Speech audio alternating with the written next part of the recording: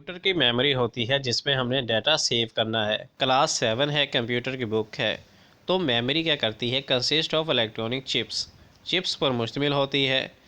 Memory stores instructions and data so that CPU can process them. हमने data को save करना है अपने कंप्यूटर में ताकि उन पर हम बाद में फंक्शंस परफॉर्म कर सकें। It is the working space of the computer. तो यही जो है इसी के ज़रिए काम होता है, यही जगह है जिधर काम होता है डाटा पर।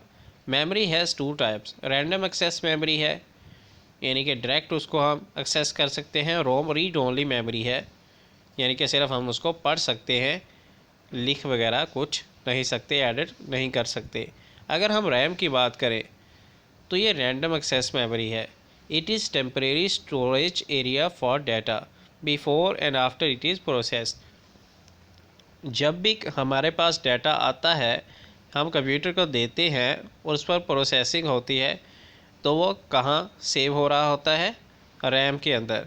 यानी कि इनिशियली जो पार्ट है हमारी प्रोसेसिंग का, वो रैम में होता है।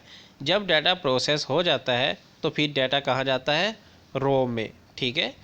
लेकिन जब अंडर कंस्ट्रक्शन होता है, अंडर प्रोसेसिंग होता है डाटा, तो वो कहाँ होता है? रैम में। फॉर एग्ज़ाम्पल आप अगर कोई म्यूज़िक, कोई गेम वगैरह खेलते हैं तो उसका सारा जो प्रोसेसिंग कहाँ हो रही होती है? रैम के अंदर। It is attach to the motherboard. तो ये मदरबोर्ड के साथ अटैच होती है। RAM is volatile. For example information is lost when the power is switched off. RAM volatile memory है क्योंकि जैसे ही बिजली जाती है, कंप्यूटर बंद होता है, तो इन्फॉर्मेशन जो है वो ज़ाया हो जाती है। For example someone is typing a letter on the computer and the power goes off, the contents of the letter will be erased from RAM if it is not save. अगर आप कुछ लिख रहे हैं और कोई कंप्यूटर बंद कर दे तो सारा डाटा ज़ाया हो जाता है। यहाँ अगर आप देखें, you use an input device to input the number 3 and 4 along the instruction add। तो ये सारे इसके पार्ट्स हैं कंप्यूटर के। रोम के बारे में बात करें, रोम के बारे में, रोम stands for read only memory. It is permanent storage area. जब रैम में जो इन्फॉर्मेशन प्रोसेस हो जाती है तो डाटा कहाँ सेव होता है? रोम के अंदर।